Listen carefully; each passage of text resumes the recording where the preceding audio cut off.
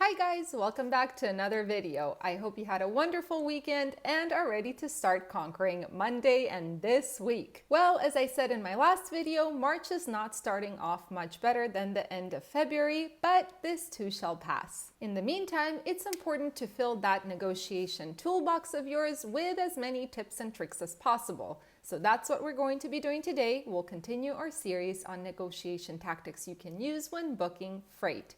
Ready? Let's go! Well guys, today we're going to be talking about several negotiation tactics and we'll start with initial offers. One thing that I keep repeating on this channel is that initial offers can become the basis of all future negotiations. What I mean is, when you start working with a new broker, if you let them negotiate you down to a lower than acceptable rate, they will most likely continue to do so in the future as well. Now, initial offers don't only refer to the first time you work with a new broker. Every time you call a broker, one of you, either you or the broker, has to make an initial offer. So the question is, what is the right way to make an initial offer? If you've watched my previous videos, you already know about ZOPA, or Zone of Possible Agreement.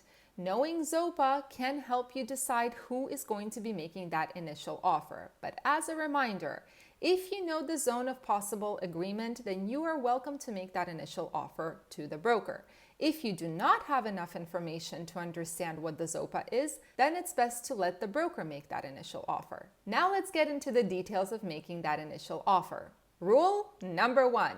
If you're the one making the initial offer, try not to offer your walkaway price as that initial offer. Let me show you what I mean. So how do negotiations work? Well, someone makes an offer and then the other person counters that offer, right? So let's say you're looking at a load that's 1,500 miles and your walkaway is $4,000. That's the minimum you will accept on the load. So let's say that you make the initial offer and you make it at your walkaway. What's going to happen? Well, most likely the broker is going to counter you somewhere here. And that's it. Game over. You can't do anything else because they just countered that offer at below your walkaway, which you cannot accept. So the best rule of thumb is to offer a reasonably higher rate than your walkaway, and that will begin the negotiation dance. Hey, I need 4,400 on this load. And then the broker will come back with, well, unfortunately, I have only 3,700 in it. At that point, you can say something like, oh, I totally understand, but unfortunately the load is, let's say, frozen, so 3,700 won't work. Let's do $4,290. Then the broker might say something like, you know what, meet me at $4,100 and we have a deal. And guess what?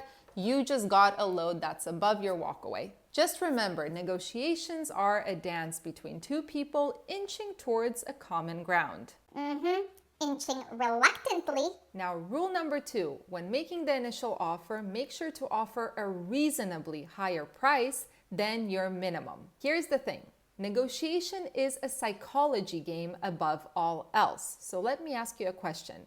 Let's say there's a 2,000-mile load on the load board and that broker ends up calling you and they tell you, hey, can you transport this load for $1,200? What would you think? One word.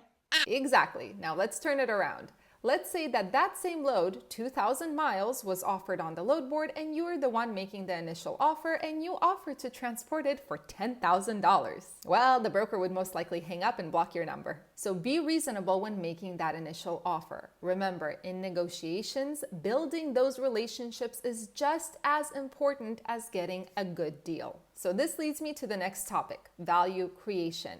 Now, there is a concept called the negotiation dilemma.